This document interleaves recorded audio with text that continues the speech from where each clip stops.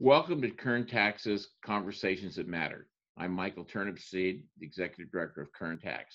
KernTax hopes you find these conversations informative and worthy of your time and provide you some insight that you didn't have before. Our guest today is Dr. Anna Laven, the Executive Director of the Bakersfield Kern Regional Homeless Collaborative. Whew, long name. The mission of the collaborative is to put an end to homelessness in Kern County through collaborative planning and action. The members work toward housing first as a solution. When people are housed first, basic needs are met faster, helping them live independently and minimizes costs to the communities. Whew.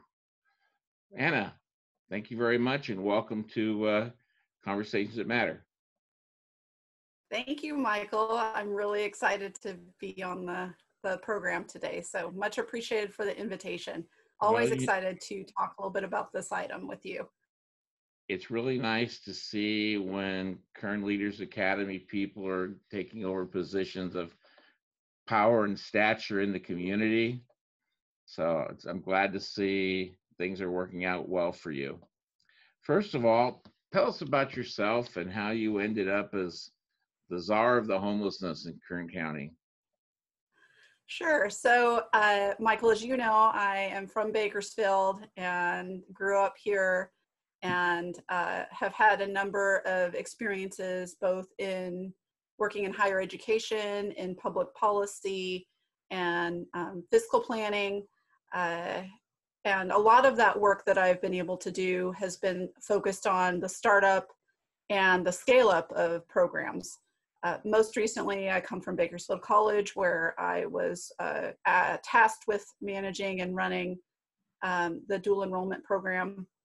When I was there, when I first started, I know it's another one of your babies, and one of my babies. Thank you. So grateful for you're spearheading a lot of that work early on. And, for example, with dual enrollment, when I came on board, we were serving approximately 300 students. 3 to 4 years later, when I left, we were the largest community college program in the state for dual enrollment, and we had hit our 10,000 enrollment mark. And so I think that the strengths that I'm able to bring really allowed me the opportunity to be selected for this role. And I can share with you too, personally, I have always been somebody who's been very mission driven, very much interested in supporting and making change in the community. Most of that work has been done in higher education, but part of this role really hits home for me. I have a family member who has struggled with being intermittently homeless. He's a veteran and has any number of other challenges as well.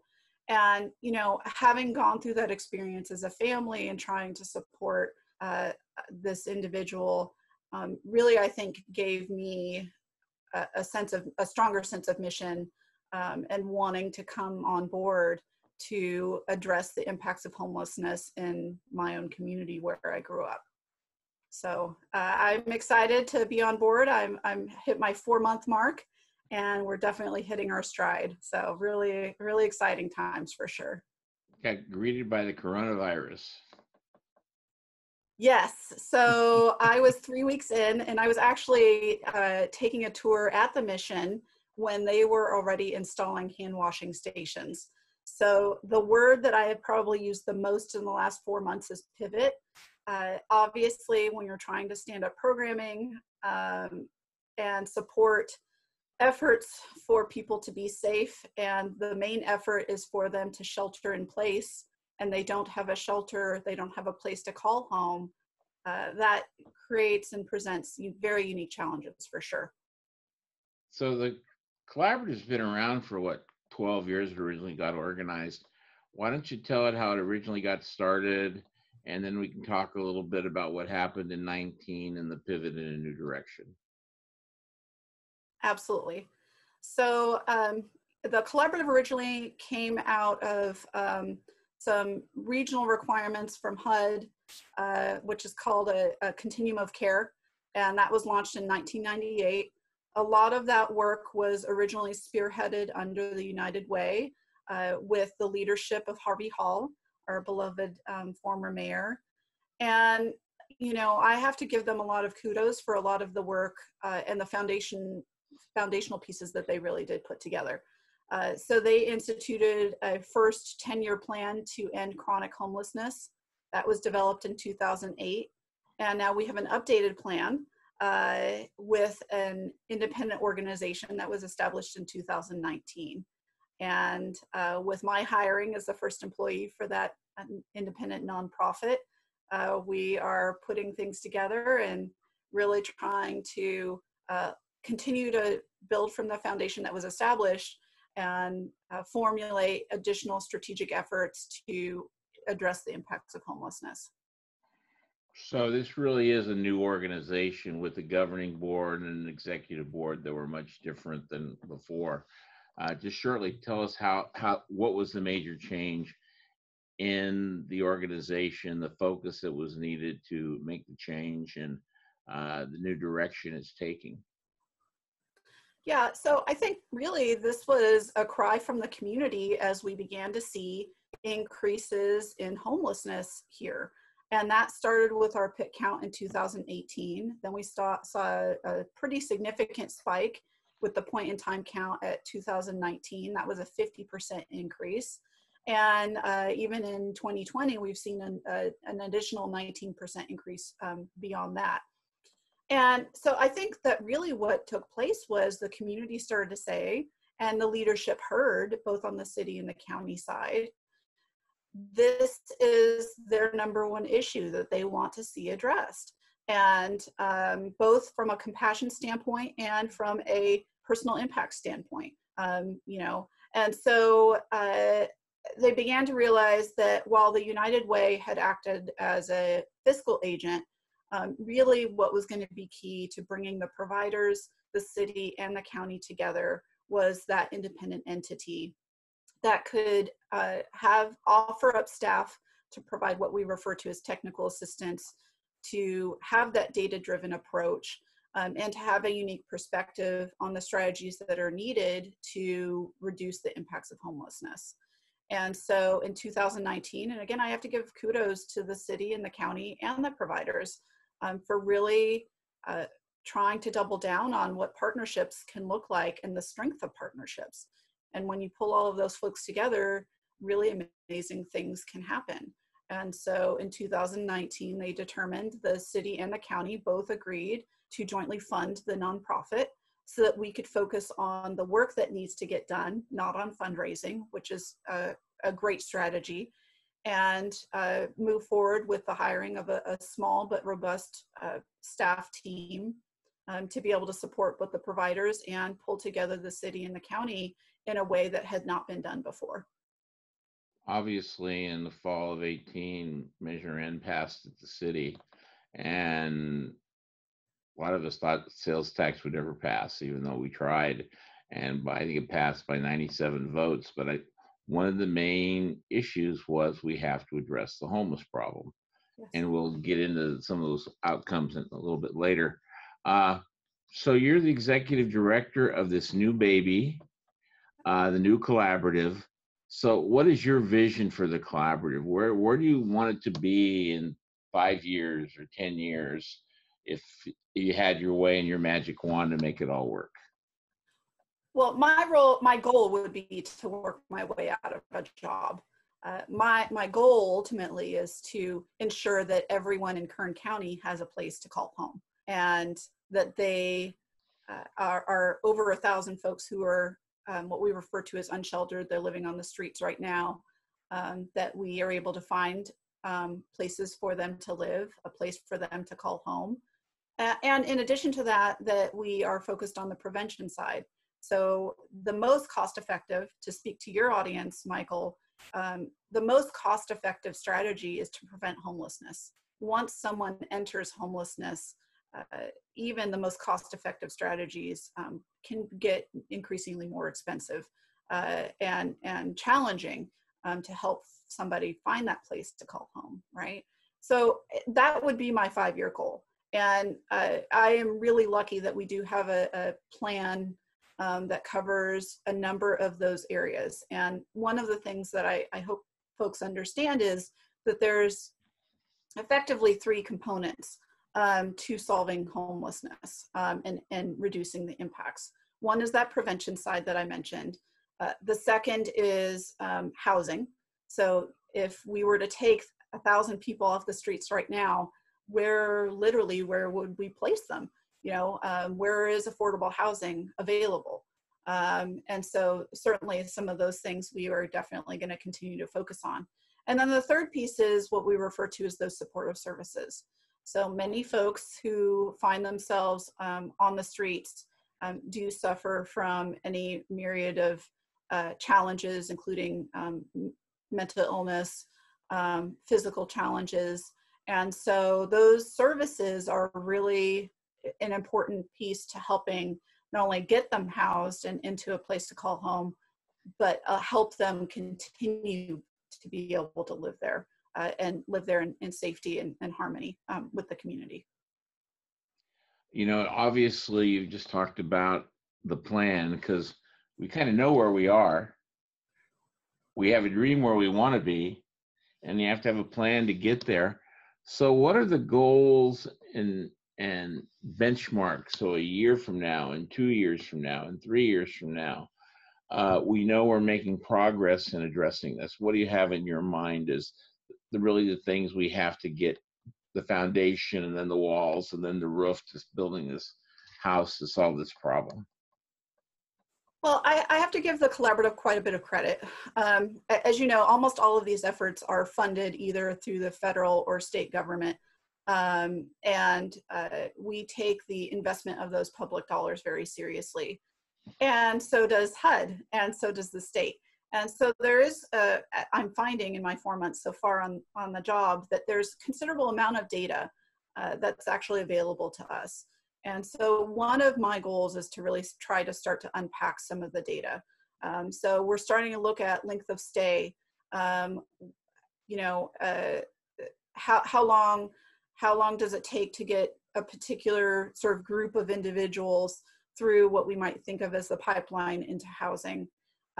What are some of the sweet spots, if you will, in terms of maximizing the dollars that are being put into these efforts? And so when we think about benchmarks, some of that is still under development, and I think rightfully so.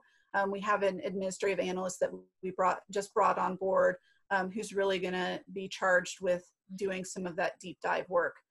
But in general, what our goals include breaking down the various groups of homeless using what's called a Built for Zero model. And that's the national program that uses best practices to try to think through some of that work. And so, for example, when we start to think about veterans, when we start to think about youth, and we've already started to create some of those benchmarks for the next year in terms of reductions, how many folks do we want to get through various types of programs? In some cases, we're hoping to achieve, let's say, for example, an 80% housing rate, which is really quite high. Some folks have a fair number of barriers, or red flags, if you will. They're not, and require quite a bit of work to help support them getting into stable housing. And so depending on, sort of the group, if you will, we're trying to make some inroads into some of those areas. But we're definitely looking at those items very, very closely, Michael. And we're using that 10-year plan as a framework to continue to think about how to maximize the work that's being done. So ultimately, it's a combination of plans, some that address the veterans, some that address seniors, some that address young kids, the 18 to 21-year-olds that just kind of fall off the map and aren't taken care of. They're not in foster care anymore, and they kind of had a tough time making it work. So far informed. It's not a one size fits all. It's not a one size fits all, and I think we have to recognize that as well. That there is a uniqueness to each individual, and trying to unpack what their particular needs are with those support services is really key to our success also. So after 4 months on the job, what's been the biggest surprise or the biggest challenge you faced in taking on this new job? You know, I think obviously there's a lot of challenges associated with coming into a new space, trying to do effectively start up an organization from scratch to a certain degree. One of the biggest challenges I think that we're very much interested in looking at is community engagement. A lot of the launching of the nonprofit was a result of the community indicating, look, we're being impacted by homelessness on a day-to-day basis, and we're tired of that. And so one of the things that we want to engage with the community is to both say, we absolutely understand your frustrations. All of the providers themselves live within this community. When we go to the grocery store and we see folks in the parking lot, or when I take my kids to the park and there's somebody living in the park, the playground equipment, you know, that's a frustration and that's real. What we do want to impress upon those folks though is that really those people who are experiencing homelessness are people, and that it's a condition, not something that speaks about that individual and the value of that individual. And so I think we need to do a better job of helping the community understand what their opportunities are, allow them opportunities for feedback as well to address homelessness, and help us be part of the solutions too. Because the reality is that the solution in and of itself truly is simple. It's a home, right? A home for every resident in Kern County. But we don't have that supply currently. And so one of the things that we'll need the community to help support us in is as we are pulling folks off the street and you know, engaging in a lot of sort of surge activity, if you will, we're going to need that support. And so that, I think, is one of the biggest challenges is making sure that we're communicating with the community and that they have opportunities to communicate back with us. So ultimately, we have to get housing in place to make home for these people, and then we have to get them into there and keep them there and help them transition. But you That's can't exactly right. transition until the homes are being built. You know, Yeah. we talk a lot about the cost, and I know taxpayers have done it, and you know, and people don't really talk about all the public costs of homelessness. I know every time somebody calls in a homeless person, there's the police, the fire response. Sometimes it requires an ambulance. Now we have the city is funding various cleanup projects. So there is just a lot of public money being spent. And I've heard some numbers, some places, what, $60,000, $70,000 because of the multiple calls on the same people per person on homelessness. So, and when we get them into a shelter, and even the cost you think of a shelter or a navigation center, which I'll get to in a minute, what the differences are. It costs money to feed them, and you've got social services there. And do you have any idea? The navigation center has been open for 3 months now, and they're providing mental health services and different things. What that costs on a per day basis versus when they were not in the navigation center, they were on the street. Do you have any kind of data on that? I don't have any data for the last 3 months, but we do actually on our website have a cost benefit analysis report that describes pretty clearly exactly what you're speaking to, Michael, which is that the cost of someone experiencing homelessness is far greater. And a lot of times those are hidden costs. So it's not like the community member sees a bill for every time, you know, the paramedics are called out, or every time law enforcement is engaged, or every time code enforcement is asked to come out to address a particular need. You know, we don't see that bill directly, but that is absolutely a cost. And what we know not just from our own analysis. And again, I encourage folks to take a look at what we have on our website, but it is certainly what national findings indicate as well, that even with supported housing, that cost to the public is far less than the cost of someone who is living on the streets or even living temporarily in a facility like a shelter or navigation center.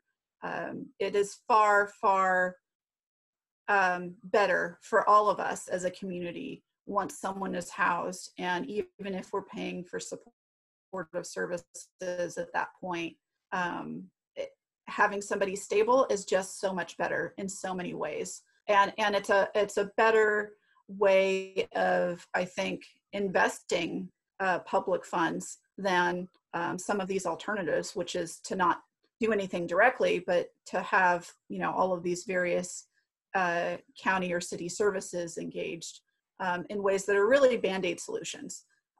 They're addressing the issue in that moment in time, but they're not a long-term solution at all. We've had homeless shelters in town for a long time, but now we have the new centers that are open are called navigation centers. Explain the difference between a navigation center and a homeless shelter. So both provide a temporary place for someone to stay overnight. The difference, though, with the navigation center is that the navigation centers are meant to be low barrier. And what we have found is that there are 3 Ps, is what we call it, the 3 Ps that really prevent somebody from accessing shelter services. And that includes partners, possessions, and pets. And what the navigation centers are focused on is reducing the barriers to accessing services, so that way the extensive case management that's provided there can really help pipeline someone into having the opportunities to access services and access a place to call home. And so the navigation centers, by removing those barriers, so for example, allowing your partner to come with you, having a place for your possessions. Remember, again, homeless people are just like you and me. And so our things are valuable to us, even if it's just in a backpack or even if it's in a shopping cart. And so asking folks to just dump all of their stuff in the trash, for example, in order to access a place to sleep, that's a barrier. And many folks are not willing to do that. And then the 3rd P is pets. So when you are experiencing homelessness, oftentimes the entity, the companion that you have is, you know, a small dog or something along those lines that gives you a sense of hope and humanity. And again, most shelters oftentimes will not allow you to bring your pet or your possessions, or if you're have a partner, you can't bring that person either. And so they choose not to access those things. So the navigation centers are really meant to allow those 3 pieces to take place. You can bring your partner, you can bring your possessions.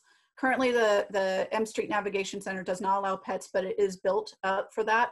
The only reason that they're not able to do that right now is because of the unique conditions of the pandemic. But that's really what the purpose of those navigation centers is. It's meant to be extraordinarily temporary, get folks in, get them connected, and get them into greater stability faster and sooner. Well, that kind of brings us up to what they are. So let's talk a little bit about the M Street Navigation Center, which is run by the county, and then we'll talk a little bit about the cities, which will open up in the fall. So the county started out with 25, March sometime? I think it was in April. April. It's been a couple months. And they allowed 25 to start with, and I heard they had that within a few days. Yeah. And they kind of got the bugs out, and now I hear they're at 50. Yeah. So what is their plan to get maximum build out, which I think is 150? Yeah, I think, You know, what's interesting is it's certainly, I have to give them a lot of kudos. It is very challenging to open a navigation center, which is really meant for group housing of folks under conditions where the way in which you keep people safe is to keep them apart and separated and isolated as a result of not wanting anyone to contract and a very serious infection. And so I think that they really, because they're wanting to focus on safety, started off slow and wanted to work out some of the bugs. They were working very closely with Flood Ministries, which is our primary outreach organization, and what we refer to as a by name list. It's almost like, you can think of it almost like a transplant list, if you will, but really those who are most seriously impacted by their experience of homelessness, we track those folks very closely. And Flood does a really great job of checking on their welfare. And then when available spots open up, they're able to get those folks into the navigation center or other spaces as they're available. So as I understand it, they'll continue through the county leadership and guidance, working with CAPK, who's the operator of the M Street Navigation Center. They'll continue to look and monitor, ensuring, again, everyone's health and safety. You know, it's tricky if you've built up bunk beds and, you know, now you need to have greater space in those sort of large dorm type rooms. It also impacts the COVID-19 pandemic also impacts your ability for how you can feed people. Yeah. You know, typically that would be very much the buffet style line. And now you can't have as many people in those spaces. And so I think they're really wanting to focus on the safety of both the clients that are there and the staff members. Because the thing that we don't want, the worst case scenario is a significant outbreak. And when we start to think about the cost to taxpayers, a significant outbreak among people who have chronic health conditions, you know, or may even be older, it both from a cost perspective as well as sort of a human perspective of, you know, not wanting to have a negative outcome, you know, those are the things I think they're very mindful of. So to kind of get back to your point, Michael, I expect that they'll continue to incrementally increase the number as they continue to be able to sort of monitor what's going on, you know, every so often, make sure everything's safe. Okay, now we think that we've ironed out whatever the bugs may be, and then continue to open. That was their initial plan. They're just needing to do it a little bit more slowly now because we're under a really strange condition that hasn't happened in 100 years, right? So yeah, I guess since the Spanish flu. Yep, exactly. Well, and how's the city coming along with their center? Are they on schedule to open up in the fall? That is my understanding.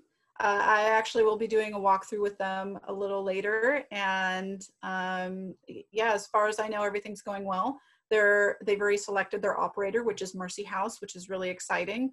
We're thrilled to have them. We've heard very, very good things about them. And so I'm excited to partner with them and see what interesting best practices they may bring with them. And their intention is to be introduced at one of our next executive board meetings as well, so that we can start to form those strong partnerships. But yeah, as far as I know, the city is rocking and rolling on their navigation centers also. Well, that's a good thing, because we need to provide housing to get the people off the street. Yeah. Because we really haven't heard about it. But I mean, I hear there's large encampments around people. They're kind of getting in groups than they used to be. There's not just 2 or 3 over here. There's bigger encampments now. So I guess that's a whole nother challenge. Yeah, and part of what we have worked on with both the city and the county is the CDC guidelines for encampments and those folks who are living on the streets.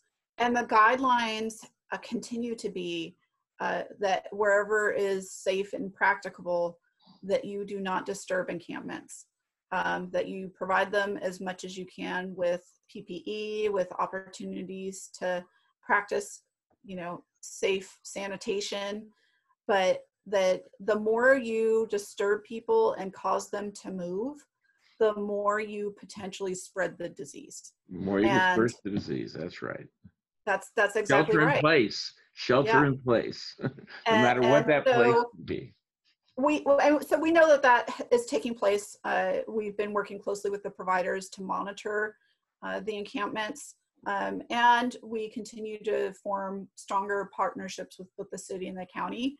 That when they are, when code enforcement, for example, is engaging those encampments and needing to make some changes to where they're located, that our outreach teams are going with them so that we can try to find them safer places to be, and potentially get them into stable housing and shelter as well.